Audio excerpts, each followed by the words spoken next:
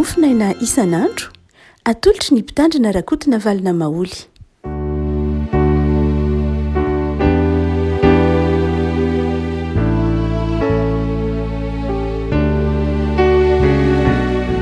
Falmiraba tsika revako malalatra ty alatsinainy fa 7 volana novambra ity.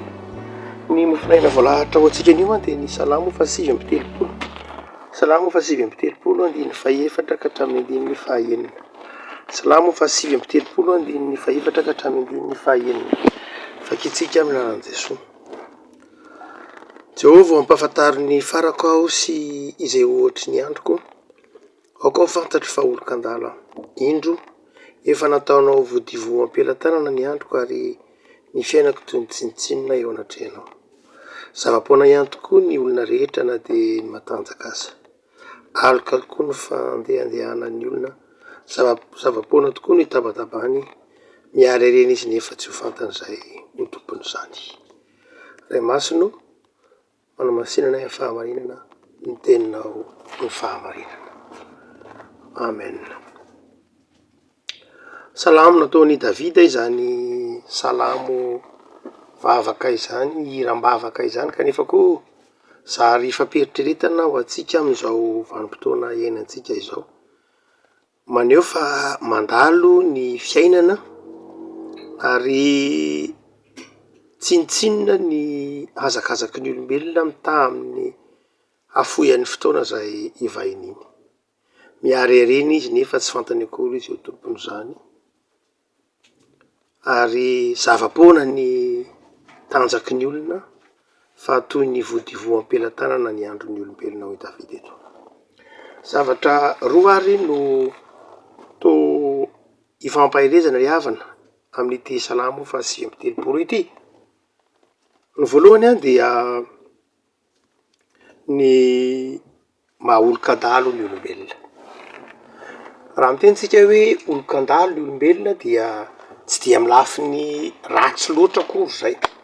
Satria mantsika mieritreritra hoe rehefa olon-kandalo dia ny ao an-tsaintsika ny hoe ratsy izay satria ny irintsika dia ny ho lava ny fiainana, ny irintsika dia ny ho velona mandrakizay, velona ela, fa tsy dia izay loatra raha toa ka tena mijery ny filazantsara sy mamaky ny saotra masina isika dia tsy ny halavan'ny fotoana akory na ny hafoan'ny fotoana akory ny zava-dehibe, fa ny fampiasan'ny olona ny fotoana izay iainany. Tsy ny halavan'ny fotoana akory na ny hafoan'ny fotoana no havitan'ny olona ny zavatra anankiray, fa ny finoany sy ny fanekeny ho ampiasain'Andriamanitra. Mety ho lava ny fotoana iainan'ny olona fa tsisy heviny izany, satria tsy nampiasain'Andriamanitra izy, na tsy nety nanao ny zavatra nasain'Andriamanitra natao izy. Kanefa koa mety ho fohy ny fotoana iainan'ny olona, kanefa izay fohy izay dia ampy nafahana nanompo, ampy nafahana nanao izay zavatra tian'Andriamanitra natao. Noho izany dia tsy ny halavan'ny fotoana akory na ny hafoan'ny fotoana ny tena zava-dehibe, fa ny fampiasan'ny olona izay fotoana nomen'Andriamanitra azy. Paoly efa nanazava an'io raha teo ao amin'ny taratasy nosoratany ho an'ny ao amin'ny Filipiana manao hoe mijery ny fiainako angia dia mijery ny fandehan'ny fotoana dia mijery ny lasa, mijery ny ankehitriny dia satroko ho mandao anareo aza, satroko hamantana ilay fiainana manakizay izay efa nampanantenainy.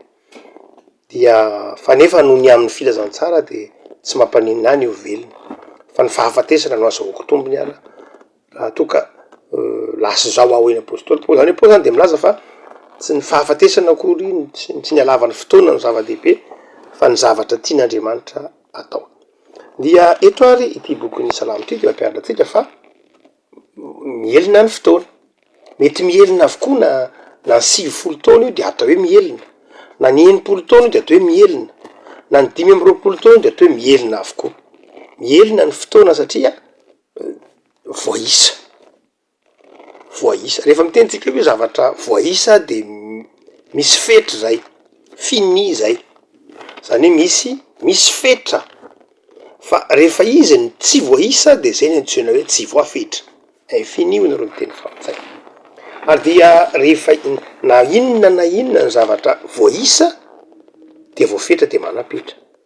Ary rehefa voaisa izy dia tadidina fa voafetra izy zany ka mety ho mety ho fantatra ny fiafarany na inona na fotoana io satria vo isan'ny fotoana de fo izy na de lava satria misy fetra mety ho betsaka ny vola fa vo isy io de vo fetra ihany ko zany io mety na inona ty ambany masoandro ka misy fetra ka vo isa de vo fetra izy zay ary dia rehefa vo fetra izy de mety ho mielina avokoa mety ho fohy mety ho lava eto revako malala de asain'ny tompo mieritreritra am'ty salamitra isika atsiary fa mielina ny fotoana ary ao anatin'ny fotoana mielina io anefany no hanipotsika an'Andriamanitra ao anatin'ny fotoana fohy mielina io no hanomanantsika ny mandrakizay zany dia omanina ao amin'ny fotoana fohy ny mandrakizay tsy voatery omanina ao anatin'ny fotoana lava akory tsy voatery iferinayna zany tsika ny fiaina isan'andro hoe maty tanora anina na takzao raha anina tsy zay loatra ny zava-dehibe fa ny zava-dehibe de ny hoe le fotoana fohy iainan'ny olo ety ambonin'ny tany iny dia nafahany ny zara fifaliana nanompo an'Andriamanitra tamin'ny fifaliana nanompo ny fiangonana na ny fitiavana an'Andriamanitra avako malala mielina ary ny fotoana mandalo ny fotoana tsy misy olona ety ambonin'ny tany afaka hipetraka mandrakizay ety tsy voafetranao ny fotoana tsy hainao mihitsy no afaka mametra ny fotoana tsy itsika no afaka mametra ny fotoana iainantsika tsy nataon'Andriamanitra ho fahefatsika mihitsy zany fa raha toka ny fahefatsika de zao ny mampiasa ny fotoana iny zay no men'Andriamanitra antsika zay fahefana ampiasa n'ilay fotoana izay ary tsy ny alavany fotoana mahasambatra atsika fa ny fampiasantsika ny fotoana ny mahasambatra atsika rehefa ampiasaitsika amin'ny tsara ny fotoana dia sambatra ao anatin'iny fotoana iny sika motsika zany Pedro manao hoe aza mieritreritra manao hoe satria fohy ny fotoana de lafi ny ratsy zany na fohizina mihitsy ny fotoana noho ny nahampanota ny olombelona tokony fantatsika zany ao amin'ny boky Genesis 3 rehefa nanota ny olombelona dia tsy navelan'ny tompo hikasika ny hazonaina de lay hazo ny fahavelomana mandrakizay raha tsy nanota ny olona de navelan'ny tompo tao ny hazonaina fa satria nanota ny olombelona de dia noferan'ny tompo ny fivahineny raha mpanota ny olombelona raha olona mpanota kanefa velona mandrakizay dia mpanimba zavatra izy fa satria mpanota ny olombelona de noferan'Andriamanitra ho tsy ho lava tsy ho mandrakizay ny fiainan'ny zanak'olombelona noho zany fitiavan'Andriamanitra mihitsy fitiavan'Andriamanitra namerany fiainan'ny zanak'olombelona mba hifarana eo aminy mba tsy aharitra lay fangiry firina tsy aharitra lay zavatra simba fa nomeny kosa mandrakizay ao ambadiky ny fahafatesana dia safidy ary avako malala ny fiainana safidy ny aminy hoe resy lahatra isika fa ity fiainany ity de fandalovana mielina toy ny vody voam-pelantananao Davidy eto fa izao io fotoana io dia atokany anompona an'Andriamanitra fa ny faharoa zay evim-panahy eo an'ity salamo fa 5:3 ty dia izay mazava tsara dia tsy ny hoe fahafoizan'ny fotoana ihany fa ny fahatsinitsinina ny mety ho fiezahan'ny olombelona koa ao anatin' zany fotoana zany raha toka tsy miaraka amin'Andriamanitra izy raha tsy miaraka amin'Andriamanitra ny olombelona de na inona fiezahan'ny olombelona de tsisy hevin'ny fotoana tsisy hevin'ny fiainana Jesoa efa nanao ny toroteny io ndray maka nanao hoe Jaona 2:10 tsy mahay manao na inona nareo raha misaraka aminy zany hoe mazava fa raha toka misaraka amin' Jesoa isika raha toka misaraka amin'Andriamanitra isika dia tsy vitany hoe mahatsiaro fohy ny fotoana lava ny fotoana mahatsiaro hoe tsinitsinina ihany ny fotoana fa mahatsiaro mihitsy koa hoe zava-poana ny fiezahana ao amin'ny salama 7:1 misy teny mpanao salama manao hoe raha Jehova manao ny trano de miasa foana ny mpanao azy raha tsy Jehova ny miambina ny tanàna de miaro tory foana ny mpiambina.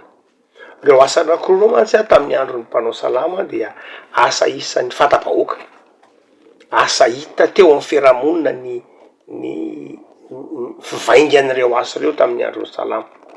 Tamin'ny andron'ny mpanao salama de mora hita be hoe tony olo tony a dia ny mpanao trano zany a de hita be ny asany satria miainga avy amin'ny tota-tany izy na tahak'izany de io fa misy trano mitsangana eo. Ny mpiambina ny tanàna koa de mihita be ny asany satria miandra ny fandriam-pahalemana izy. Reo zany karazana asa talaky maso tamin'ny fotoan'andro. Satria asa talaky maso izy reo zany a asa re inona ny asa talaky maso am'izao andro antsika zao ka mora hita. Ny mpitsabo ve, ny mpampianatra ve, zay asa talaky maso. Ary satria le asa talaky maso zany hita be rehefa miasa le olona, hita be hoe io izy fa miasa, io izy fa miakatra le trano, misolotra le trano vetivety kely de tonga tahak'izao. Na io le olona fa tena hitanao mihitsy miaro tory izy, renao mihitsy izy miaro tory, renao izy mitsoka anjombona, renao izy mivezivezy manao manao fisafona ny tanàna sy ny tahak'izany. Dia hoy le mpanao salama manao hoe zao no izy miaro tory foana ange reo olona reo e. Ary miezaka foana reo olona reo toy ny tsy manao na inona na inona raha tsy Andriamanitra nomba azy. Zany hoe hitapoko hitam-pirenena fa miezaka be reo olona reo, saingy io mpanao salama hoe tsy ny fiezahan'ireo olona ireo akory no ahatotosany asa fa Andriamanitra miaraka aminy. Afaka malala mandalo ny fotoana, mielona ny fotoana. Dia ao anatin'ny fotoana mielona io de tian'Andriamanitra tsiaro isika fa mielona lay fotoana de miezaka mafy isika manao zavatra satria tsapantsika io mielona, tsapantsika ho mielona ny fotoana de sarotsika hanafaingana ny asa, ho vitaingana tsitsy fotoana, mezakazaka tsy mezakazaka ro ary zay raha teo mahatonga ny Paoly manavatra ny hoe hazakazaka ny atao hoe vanim-potoana. Saingy zao ny tompo, aza misaraka amin'Andriamanitra, aza misaraka amin'Andriamanitra fa raha misaraka amin'Andriamanitra isika de manjary toy ny tsy mahita fifaliana, tsy mahita fahasambarana ary ho zava-poana zay fikelezantsika ainy. Fehiny afaka malala tanterao ny fanomponao ao anatin'izay fotoanao omen'Andriamanitra anao, aza manany ampitso, aza manany amin'ny hoe ho ela velona sa tsy ho ela velona, zany an'Andriamanitra. Ho ela velona ianao an'ny tompo zany, tsy ela velona ianao an'ny tompo zany, fa zao no azonao antoka de zao manana lanitra hova-tanina ianao. Zay mandrakizay araka ny tononkira manao hoe na ho lava na ho fohy ny andro ianako ity dia tsy mba sitrako akory na tsy akasitrahako akory Andriamanitra ny ala am'izany hoe sitraponao zany dia niaraka aminao hatrany. Zany dia apetrao amin'Andriamanitra lay fotoana fivahiniana ary mieza manompo an'Andriamanitra, ampiasao amin'ny fifaliana ny fotoana, ampiasao amin'ny fahendrena, ampiasao amin'ny fahataoran'Andriamanitra ny fotoana satria mielina. Ary ao anatin'ny fotoana mielina io de zao aza manafa miankina mandrakariva amin'Andriamanitra, ho voninahitr'Andriamanitra ny fotoana zay fahinianao. Ivavaka sika. Tompo am'zao anao zay noho ny amin'ny teninao zay manazava aminay fa fandalovana ny fiainana, fandalovana ny fiaina ty am'ty zao tontolo zao ty, de manavatra anay ianao fa ao anatin'izany fotoana fandalovana zany de Andriamanitra miahy sy mikarakara anay. Aza velanao hifandao aminao zay Andriamanitra fa tehirizo hitoetra aminao hatrany ny fanoloran-tenanay. Zay fotoana omenao anay de ataovy ainay ny mampiasa azy, ataovy ainay ny mampiasa ny fanomezam-pahasoavana nomenao, ataovy hainay mampiasa ny talenta nomenao anay ao anatin'izay fotoana omenao anay, na ho lava io na ho fohy io. Tompo, aza mahafona masaraka anay amin'ny asa fanomponay ndraiky etanay, de mitahiny tokantrano tsirairay avy ianao, anapaka amin'ny tokantrano tsirairay avy Jesosy ny fiadananao sy ny fifalianao. Aza velanao hitorio zahay fa ataovy mavitrika mampiasa ny fotoana, mavitrika mampiasa ny fanomezam-pahasoavana. De tahio Jesosy ny fiainana isan'andro, tahio ny firenenay, jereo marary, jereo manana orana, trotronay amin'ny bavaka. Tompo, mampitoery aminay ny fifalianao Jesosy. Amen.